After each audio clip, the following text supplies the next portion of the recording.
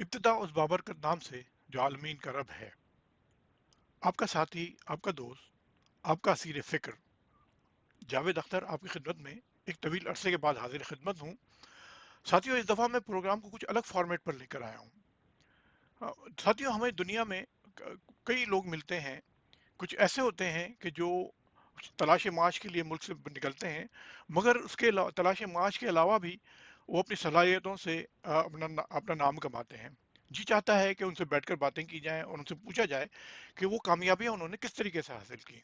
इसी तरीके से हमें कुछ ऐसे लोग भी मिलते हैं जो खुद तो गुमनामी में की ज़िंदगी गुजार रहे होते हैं, लेकिन उन्होंने ऐसे फलाही काम किए हुए होते हैं कि जिससे पूरी कम्युनिटी को फ़ायदा पहुंचता है।